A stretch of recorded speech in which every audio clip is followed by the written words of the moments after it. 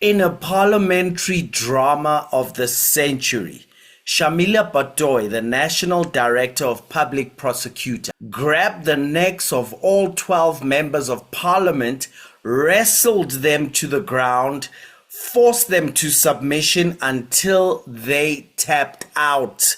In this video, I'm going to show you what happened there. But if you stay with me all the way to my biblical reaction, you'll also get to see how the most aggressive member of parliament broke through her facade and brought out receipts. And we are praying that this all goes in the right direction, as it will, because South Africa will prosper. You ready to see the drama of the decade? All right, press like and let's go. But let's start here. When Shamila Batohi said something about infiltration of the NPA. Can you assure the public that the institution is run independently and it is insulated from political pressure? I can say that I have not had interference from any members of the executive whilst I have been the national director. But what I do want to say is that there are other issues that I can't really speak about that actually makes me worry sometimes that the NPA is actually being infiltrated by people that do not have the rule of law at heart. And that, for me, as the national director, is hugely concerning. You have to explain that, Advocate. I can't let you go without getting deeper into that, because that is of huge concern. This is the period where the NPA has gone through, and South Africans will surely not sleep comfortably tonight after hearing you say that if you don't back it up with whatever it is that you mean. I don't sleep comfortably at night because of that. Not because I think that the NPA is a failing organization. So what do you mean? I can't speak a lot about this, but I am concerned about the attacks on the NPA, on the national director, and the reasons for this. And I can't speak too much because it's difficult, but it's something that I am going to take up very, very seriously. With the executive. The president, let's be clear. We need to actually understand exactly what is going on and why it is sometimes so difficult to actually do this job, because you have all the challenges of a system, but you also have lots of agendas, externally and internally. And this is a serious concern for me. So that was on the 5th of June, and soon after she walked it back, and soon after, this is what Ramaphosa said. The NDPP did make that statement, and she has later said she used the wrong word about the infiltration. And I'm going to have a meeting with her so that she can really sort of download and take out of her chest some of the challenges. She is facing a number of challenges, but the NPA has really done considerable work to stabilize itself, as well as to go on with various prosecutions. A month later, Mkhwanazi drops the bombshell. Then soon Begitele comes in to testify and is asked the same question about infiltration. When General Mkhwanazi spoke about the infiltration into the criminal justice system, into the NPA, magistracy, the justice, the judges, and this was sort of spearheaded by drug cartels. Was this new to you? Was this a revelation to you? General Mkhwanazi is not the first one who made this allegation of this infiltration. It was said by Judge Tulare here in Western Cape. Maybe reading that the evidence further shows that the 28 gang and the mobsters in particular are breathing heavily on the necks of the public prosecutors, not only the police. He continues to say, these are prosecutors who guide the investigation of organized crime and institute criminal proceedings against its members. Such prosecutors are under constant and permanent threat to their lives and that of their close families. The evidence also shows that the mobsters have now moved gear upwards and are interfering with the decorum of the courts and the independence of the judicial officers. So this is the judge saying, not Mkhwanazi. So Mkhwanazi is saying this thing much later than the judge has pointed this thing. And testing the judicial oath of office, especially the word without fear. Well, 2 weeks later, Shamila Batohi talks about infiltration, and it leads to the greatest drama Parliament has ever seen. Of the committee's terms of reference, which refers to the alleged existence of an organized crime syndicate controlled by drug cartels as well as business people, and its infiltration of key criminal justice role players involving politicians, law enforcement, SAPs, and the NPA is mentioned. There's a reference to a media interview on the 5th of June 2025 and the 6th of June 2025. At that point in time, I was, during a media interview on the 5th of June, I made comments relating to infiltration of the NPA. The next day, I then also had another media interview where I sought to clarify what I meant by that. But let me just explain to the House and Honourable Chair, Honourable Members, I speak to the House, I speak to the people of South Africa as well. I want to explain that the reason that I made these comments at the time was that I had received confidential intelligence that there was a very concerted attempt to compromise members of the prosecuting authority, also concerted attempts to undermine and attack the National Director, and by individuals that are seeking to undermine the rule of law in this country. I'm not able to say who gave me this intelligence, but it was not passage talk, it was a formal meeting that I had with a particular agency, a member from a particular agency, and who gave me this information because the person thought it was important that as the head of the NPA, I should be aware of this attempts to undermine the work of the NPA. These were very serious. I was informed that the matter will be reported to the President, but I immediately informed the Minister of Justice about this, had a meeting with her when I briefed her on what I had been told. I also, at some time later after that, when the President was available, met with him and briefed him about my concerns about this.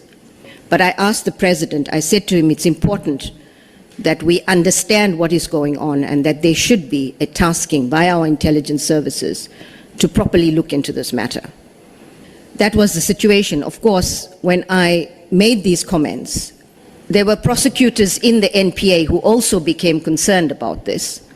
I hope that that clarifies what happened in that context. Just two further aspects on that. You reference receiving information also from the National Commissioner and Lieutenant General Khumalo. I received information from the National Commissioner and General Khumalo about a particular member of the prosecuting authority who was involved in organized criminality. I am not going to mention the name of that prosecutor in this House. The matter is under investigation. I immediately, upon receiving that information, I made a formal referral of the matter to the IDAC to investigate the matter. That's the one direct evidence, bit of evidence or information, I should say, because I did ask the National Commissioner and General Khumalo. I met with them and I said to them, please, we need more evidence so that we can look into this matter, because it's unacceptable and untenable that any member of the prosecuting authority is involved with organized criminality.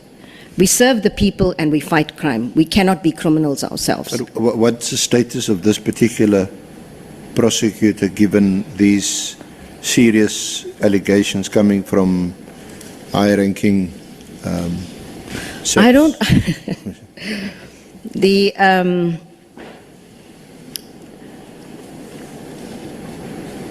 The prosecutor is under suspension.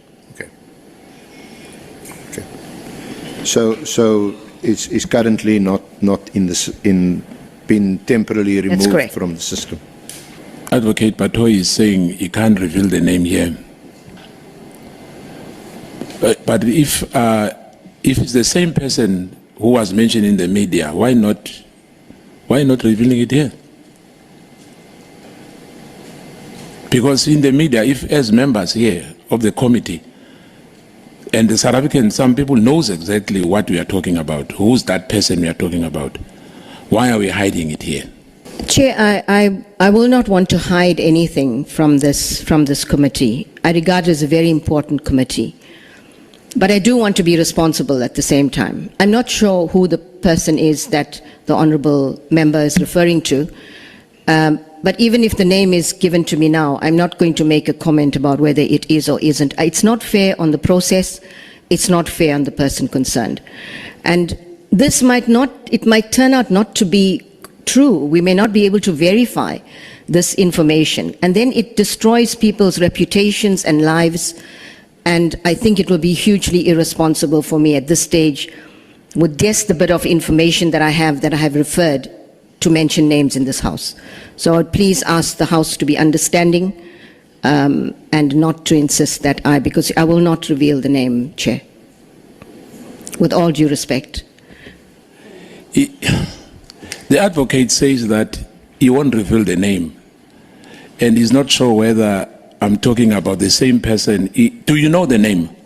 Chair, if I may ask the name of which person, the person in the media or the person in respect of whom the information was received? No, the person you mentioned that is sitting at home, the prosecutor, which you said is sitting at home as we speak here. I do.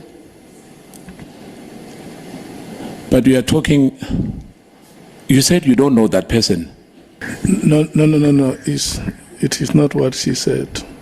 Yes? You alluded to knowing a person who the media is who might be on suspension because the report is in the media. Yes. And what we may have to check with her is whether the report that you have seen in the media and the report that she gives here are one and the same report, or are two different reports. Yes. Yes, no, I agree, Chair. And maybe if he said that, if he can say it, is it the same person, maybe he doesn't want to mention, but if it's mentioned in the media and it's the same person and he says it's a secret, for me that's a double standard. I mean, we deserve to know as well, formally so, not from the media, but if it's a different person, it's okay. I thought she was suggesting we must just go home if she's going to proceed like that. Because we deal with names here. What are we dealing with? What are we dealing with here? We want to know who captured the criminal justice system. And if we can't be told names and we accept that, let's go home. Especially names that are out there. There is a prosecutor, I'm just forgetting the name of, is it Johannesburg or something, Pretoria, who's suspended by the president? Joburg, Chauge. What's difficult saying something like that? What's difficult saying something like that? If we're referring to Chauge, or if there is more, we need to know.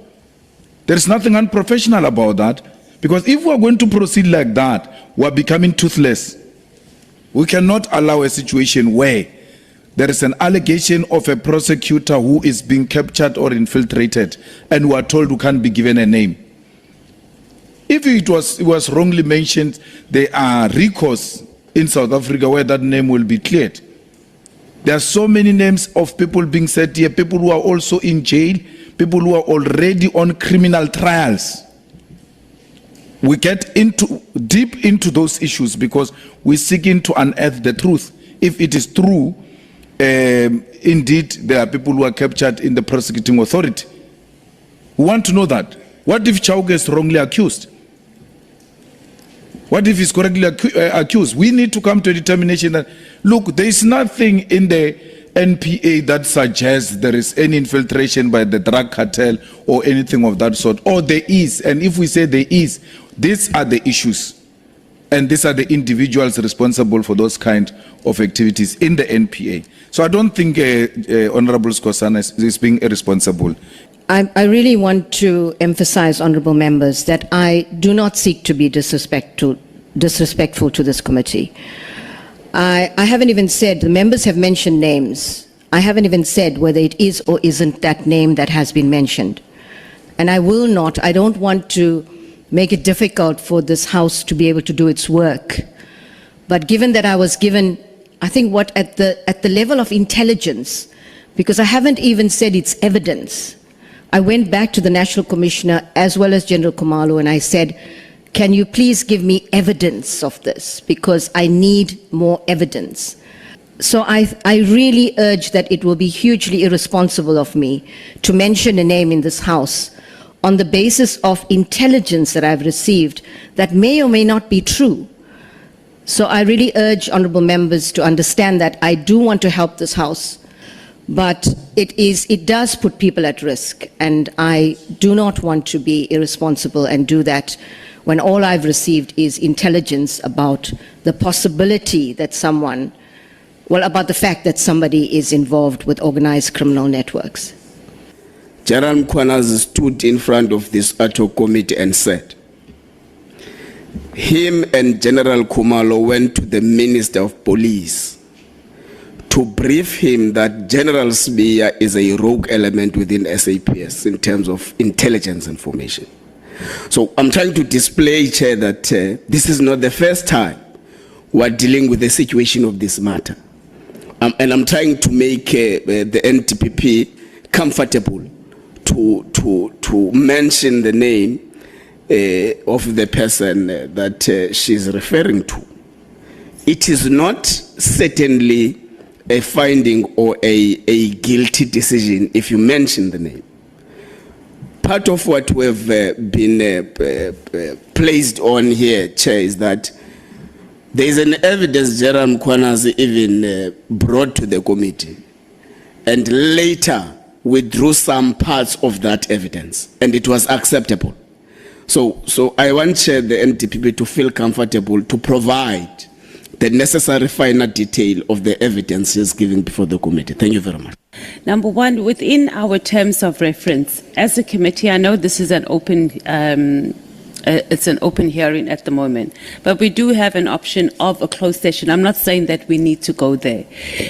We are wasting our time if we are not getting names. We're also going to leave, and when we go through our deliberations, we are going to say our National Director of Public Prosecutor gave testimony, but we have no proof. Because this thing of having classified intelligence reports is something that is so old that we've heard. I mean, if we go back, even in the history of Parliament, so many decisions have been made on intelligence or classified intelligence reports that we've never seen, we don't know. So we need to make a decision on if this thing is like that high profile, do we take it into a closed session?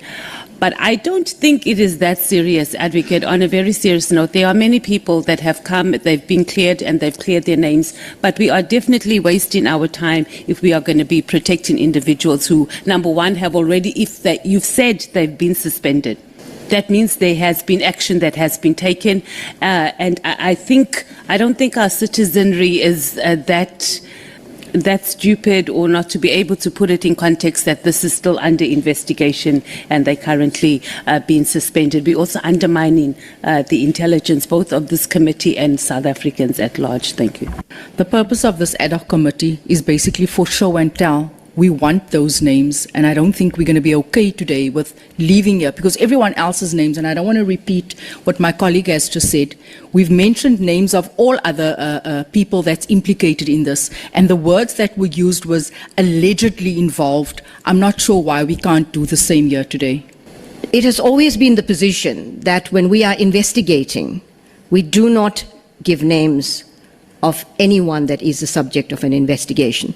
From the NPA, we only mention the name of a person in any media report or publicly after the person has appeared in court. That is the only time we mention. We do not even mention that people are the subjects of investigation. Names are never mentioned by the NPA generally. That is our policy, and that is to protect people. I don't want to protect criminals, of course, but we live in a constitutional democracy, and we must protect the rights of people, even if you are the subject of an investigation. And I hear what the honourable members are saying about the fact that other names have been mentioned by other people that have appeared before the committee. I don't know whether that's right or wrong, but I know the committee wants to do its work and wants to get to the bottom of this. Maybe the idea of a closed session is not such a bad one, because it is at the level of intelligence, and I think it will be hugely irresponsible of me to mention the name of a person. It's easier said than done. We can sit here and say, there have been allegations and people have been cleared, but these things destroy people's lives. And as prosecutors, we have a lot of power to make these decisions that affect people's lives in a very real way. And I've always implored upon prosecutors to please take your responsibility seriously. The impact of our decisions impact people's lives. So we must make the right decisions and make sure we have the evidence when we make a decision to prosecute. When we make a decision to prosecute, we have a lot of evidence already. Here I'm in a situation where all I have is the flimsiest bit of intelligence with a name that may or may not be true. And I still urge and I ask the committee to respect that. I cannot say it in an open platform where many people of South Africa are listening, and I want the people of South Africa to understand that I don't mean to be disrespectful to you at all, and this committee. I really want to be responsible and not destroy even a single life. It's one too many. So I unfortunately cannot say it in this open platform, Chair. The official is on suspension. Is that correct? That's correct, Chair. And then this suspension, who effected the suspension? Chair, if I give details about this, it could reveal the identity of a person, and it becomes, if you say enough about something that actually reveals the identity, it's the same as saying a name. So I really want to urge that I can say things in a closed session, as I said. I'm happy to consider that. I hear what you are saying, Advocate. If you start investigations because you want to discover certain things, you can say now, because we are still at a stage where we are investigating, we may not want to jeopardize the process. But if you investigate and reach a stage where you make a decision to say, Lakhanyan, we now come to a point where we suspend you, you are acting in public office, isn't it? Chair, for the sake of clarity, I didn't say the person was suspended for this issue. But the person is on suspension. Yes, that is exactly what I'm saying, that if you act in public office, any decision that is taken it's an administrative act, isn't it?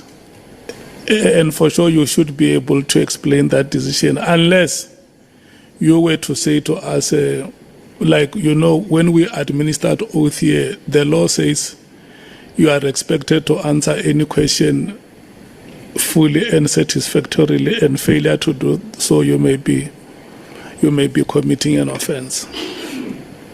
It's in public interest. I mean, the public wants to know why this person is no longer in office. How has it happened? Is this decision arbitrary, or is it justified? So what is it that makes it difficult to you, Advocate, to say the person who is suspended is Soviet Lakhanyan? Chair, I said that the person is not suspended for these allegations. And if I mentioned anything more about it, it may become clear who the person is. And for that reason, I do not want to say anything more about it. Chair, I would think that the Constitution actually requires me to act fairly when we take decisions. And this, in my view, is being fair to someone who may or may not be implicated in organized criminality. But of course, the matter is under investigation. I never thought this matter is so complicated. But in my view, names have been mentioned. The president has suspended someone, which perhaps, maybe there's another ones who are suspended, some prosecutors, fine. But I don't think it's right, advocate. Because where do we draw the line? When things are genuine or are not genuine, where do we draw the line? Because this committee sits here to probe these issues. The allegations which were made by General Mkhwanazi. Hence we are here. We are not casting aspersion to anyone. But we want the truth. But if it's an animal farm, names were mentioned here. It does look like the NDPP is putting a barometer or a barrier in that they can only disclose the name of the person once that person appears before court, which I presume that means the first appearance.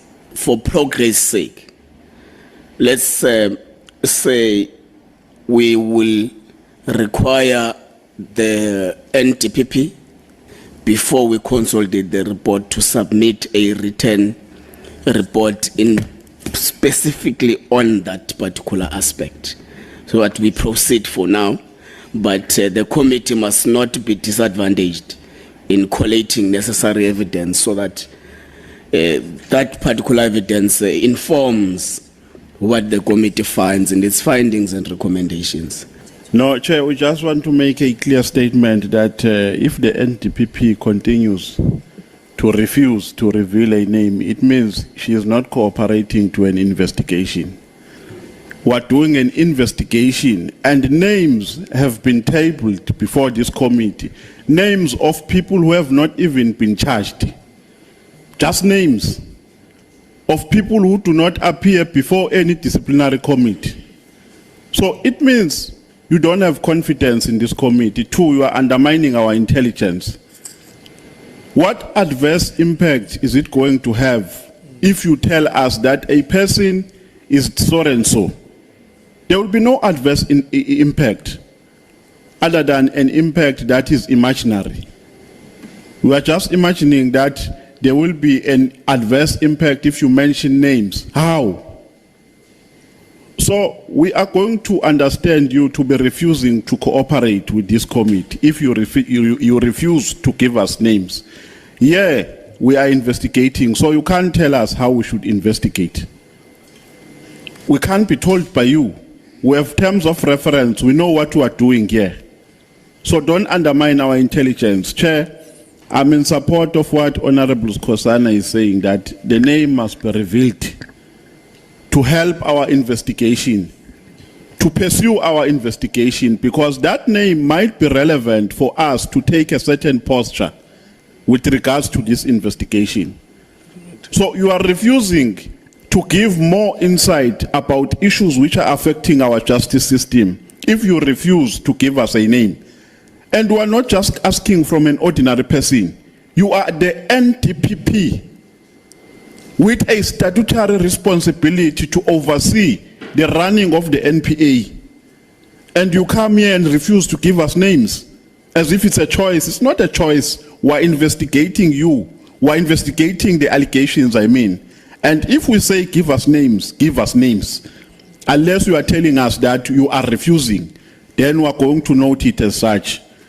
We're going to write it down that you are not cooperating with this investigation. NDPP must know that she's got a duty to protect this country more than individuals. You can't say, I want to protect individual because of their rights and all of that. A rotten NPA, it's very dangerous to our constitutional democracy she speaks about.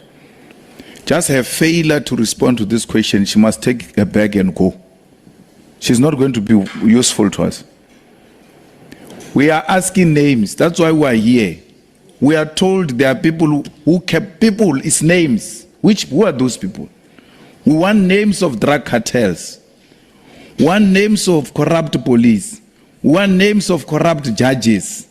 We want names of corrupt prosecutors.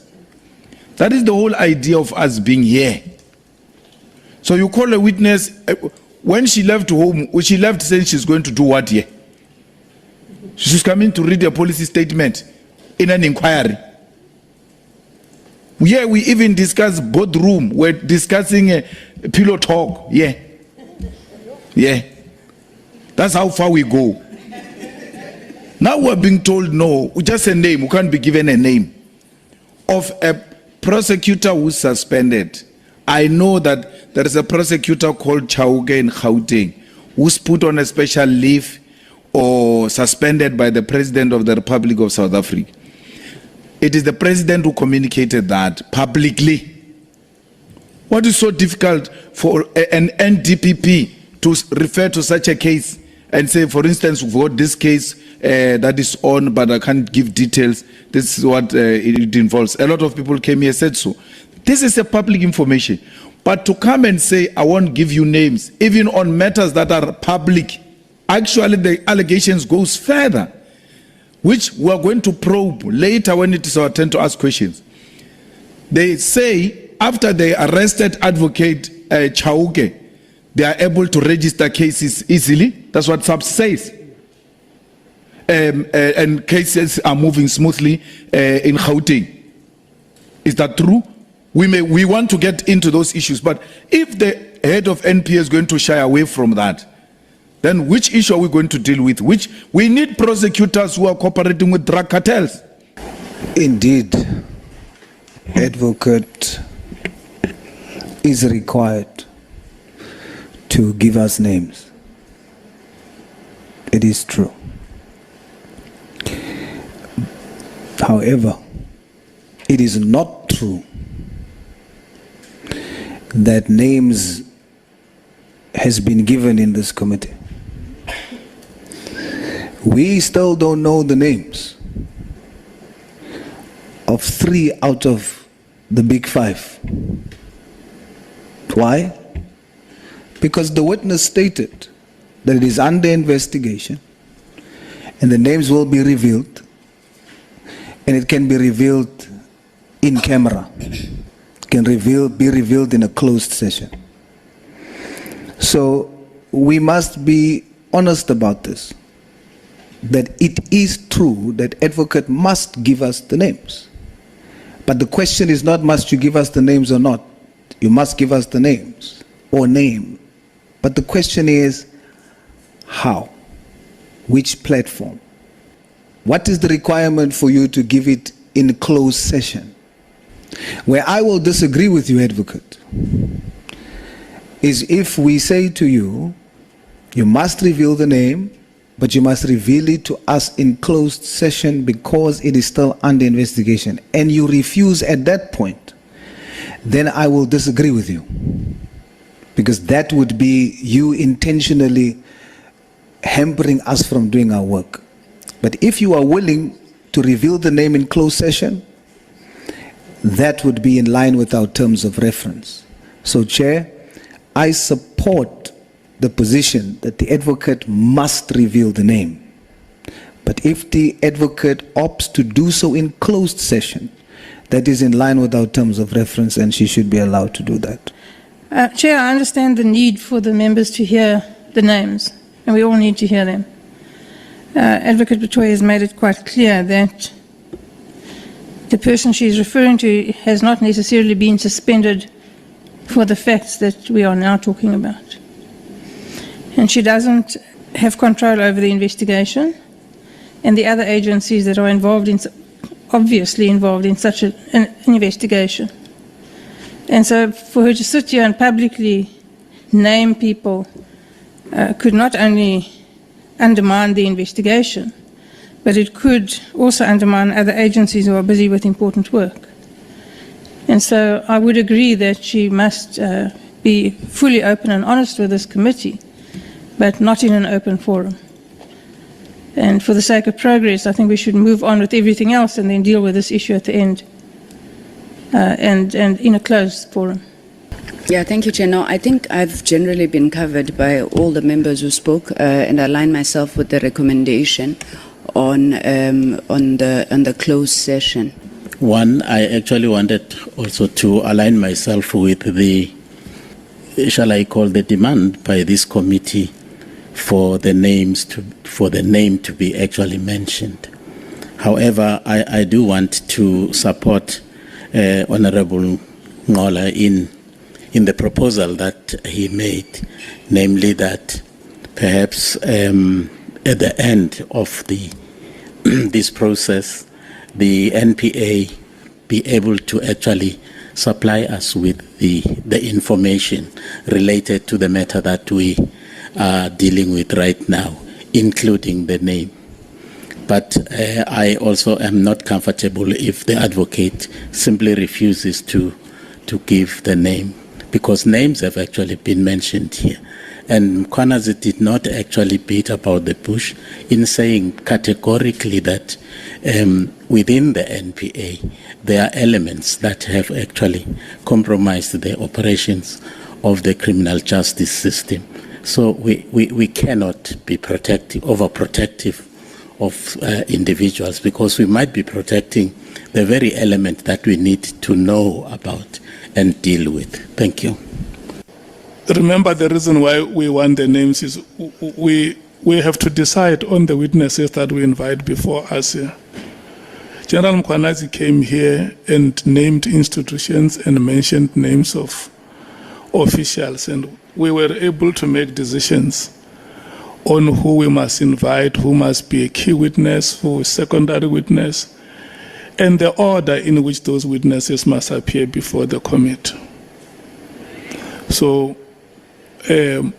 I will take solace to what the SC says, that during the break, I mean, when you come back from the break, you will give an answer as to how that name is going to be made available to the committee. Chair, it's a good first step. I will certainly confer with Council during the break. Whether we'll be able to come back immediately or whether I need to get a proper legal opinion on this is something we will consider. But I really want to assure this House I do want to cooperate with this House. And I certainly do not want to be disrespectful. This is important work, as you put out. So we will certainly look at how we can best deal with this issue. What is the difference between the suspension of Advocate Chauke by the President? Is it because he's a DPP and this particular prosecutor is not?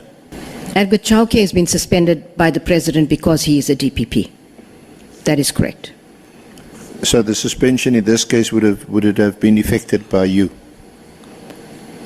As the, well, it depends. As I said earlier, Council, I don't want to say anything further because it could reveal the identity of the person. The other thing is this. You actually mentioned that the reason for the suspension is not related to what was mentioned to you by Lieutenant General Khumalo and the National Commissioner. It is for some other reason. That's correct.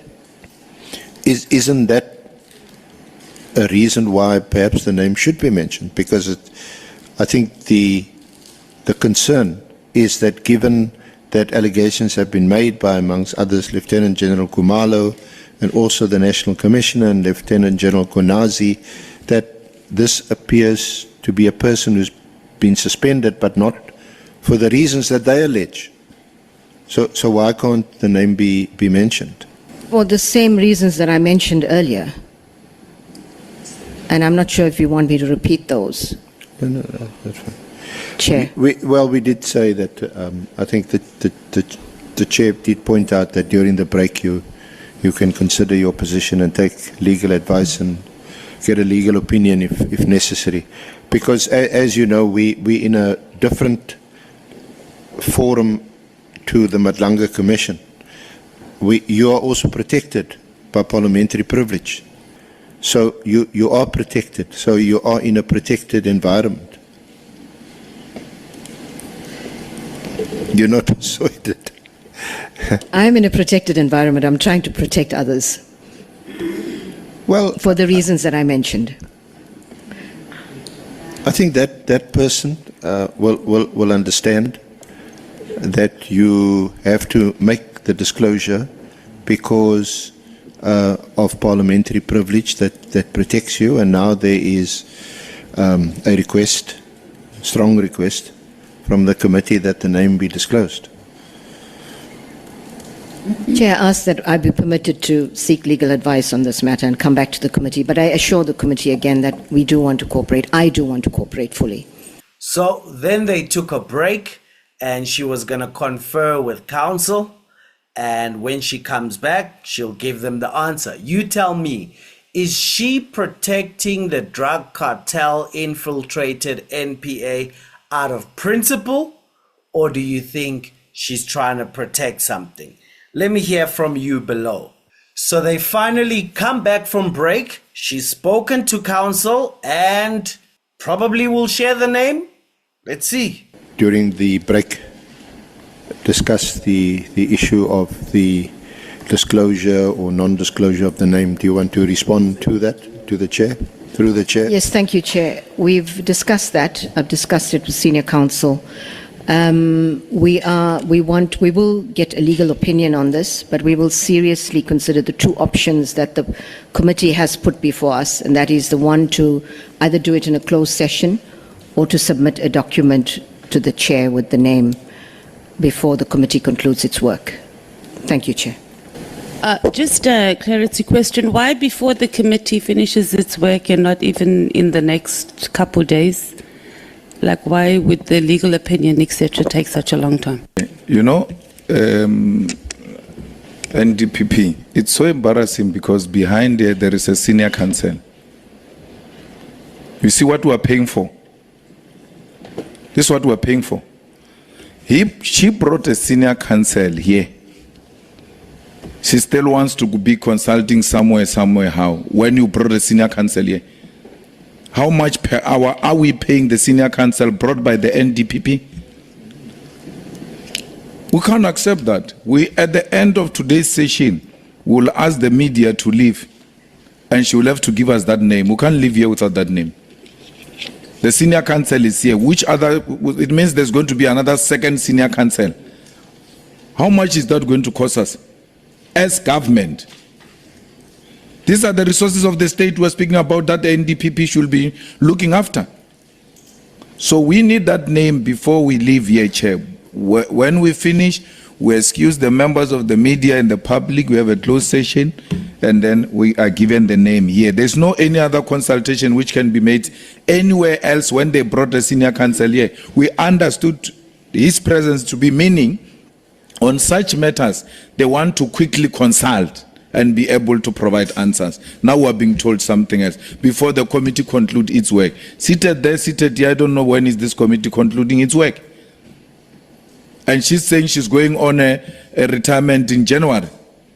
Someone is going to come and say, no, I'm new, I don't understand, I still want to familiarize myself with the environment, like the one who took the whole year familiarizing themselves and not giving deputies responsibilities. We're going to have the same problem. So we shouldn't allow that. We shouldn't allow that. So please, Chair, I suggest when we have a closed session, we get the name. I think to a large extent I've been covered by Honorable Malem, because what I was going to say is that there are no two options for consideration, Advocate Batohi. We normally take decisions here based on a majority, and I think the majority of members were agreeing to a closed session, and which session we understood to be happening today. I remember Honorable Mates even said we can break and have that discussion. So I think that is what was most acceptable to the committee in terms of the deliberations. Thank you, Chair. We should in fact agree that that has to happen now, SC. You know, this issue of postponement, for me, it reminds me of why we are in this problem in this country. It's unacceptable, Chair. It's unacceptable, Chair. For me, it's like this must happen now, Chair. Advocate It is extremely disappointing. I shared my views earlier, and I was hoping that you would see how the committee is accommodating what you are saying, but you are not returning the same gesture. And perhaps it's not even a gesture, it is. This committee is constituted constitutionally. You have a constitutional obligation as a witness, a credible witness, to assist us in this investigation. By you withholding that information, even though we are providing a closed session for you, is very disappointing. And you would be responsible yourself for now tainting your legacy here. After having served with so much excellence and tact internationally and here in the country, to come here at almost the end of your journey in the profession with the NPA, for you to now appear as though you would prioritize the protection of one person over and above the protection of South African citizens. I would implore you, I would urge you to reconsider and make it a point that we do a closed session today and you share with us the evidence that you have that we can use in our investigation for this purpose. So I stand with the House, with my fellow colleagues, that you have to give us that name today during a closed session. That is the best we can do. Thank you, Chair. Well, the motion is agreed to. At the end of today's session, or at the end of today's proceedings, we shall have that closed session. Thank you. All right, so at the end, they're going to switch the cameras off, and then she will tell them secretly whether it is Chauke, whom she recommended the president suspend 2 years ago, but he only suspended him 2 weeks after the Mkhwanazi bombshell on the 6th of July. The rest of the time with Parliament was like this. She kept postponing and future faking, gave like just the standard answer that you expect from a politician. We must do this, we will do that, we are making progress, but we can do more. It was just that kind of empty thing. So then they go on lunch, and when they come back, we should be done in 2 hours, 10 minutes.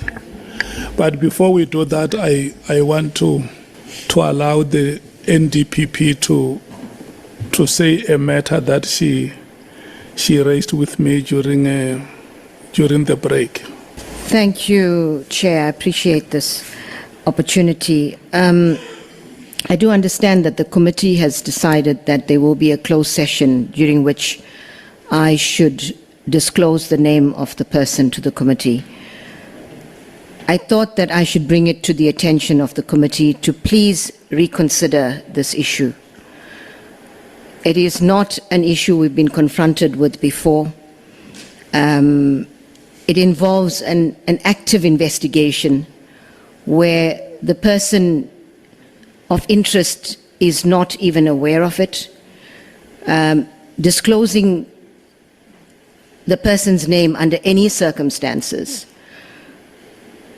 would compromise investigations, and not just relating to this person, but to other potential implicated persons. And Chair, I simply urge the committee to reconsider this matter, as it is an important issue and it is going to be extremely difficult in the circumstances of this matter. Thank you, Chair. Thank you. I think, honorable members, you have had the presentation of the NDPP, and I know that those of you who are full members in this committee, I would have shared it with you before she comes to present it so that it does not take you by surprise. Can I check with yourselves what is your view, the African National Congress? Chairperson, I think based on the reasons that the advocate has advanced, I think we accept the request. We are willing to stand down on the matter, but and only because it's an active investigation that may be compromised. The MKP? Yeah, no, Chair, we hear the reasons, and we actually do not have a problem. But what we can say is that the investigation itself should not be very long, to a point where we even forget about this subject. In due course, we must be given the name. We are not losing interest in getting the name. We still want the name, but we are just respecting the fact that it cannot be revealed at this stage because of its sensitivity. So we understand that. The DA? Thank you, Chair. We agree with the previous speakers. It's not a point we're going to press. The EFF? We agree. The IFP? No, we agree, Honorable Chairperson, and just hope that we are not actually creating a precedent with the other witnesses that will still be coming. Okay. The PA? Advocate, we believe you, and we trust that indeed this is a matter of protecting national security. So by putting South Africans first, Chair, we agree that we will step back. Thank you. The committee has reconsidered. Wow. But what Honorable Nomvalo is emphasizing is that the trust that the committee places on the statement that you have made must not be betrayed. Wow, so she beat them to submission. And, you know, she was giving political answers for 12 hours. But just one time, she slipped and got caught big time.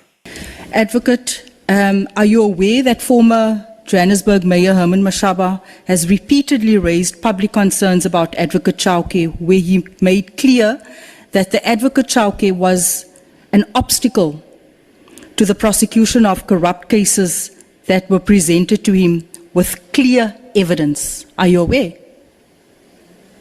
I'm aware he has made public announcements about this, but there's no case that he has presented to me where, if I heard you correctly, where maybe you could repeat the last part of your question, please. Okay. Are you aware that former Mayor Herman Mashaba has repeatedly raised public concerns about Advocate Chauke, where he made clear that the advocate was an obstacle to the prosecution of corrupt cases that were presented to him with clear evidence? I can't comment on that because I'm not aware, but I would certainly urge Mr. Mashaba to send me the details of those cases very urgently. In fact, if he can send it to me tomorrow, I would be very pleased. Sure. Thank you.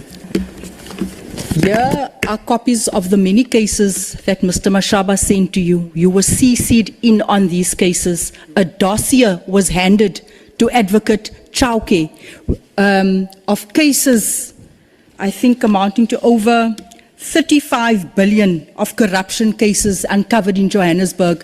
You were CC'd in all of this. I can give you the date, the 16th of May 2029. You are now saying that you were not aware. I've just brought a few of them to this House to prove to you that you were CC'd in this case.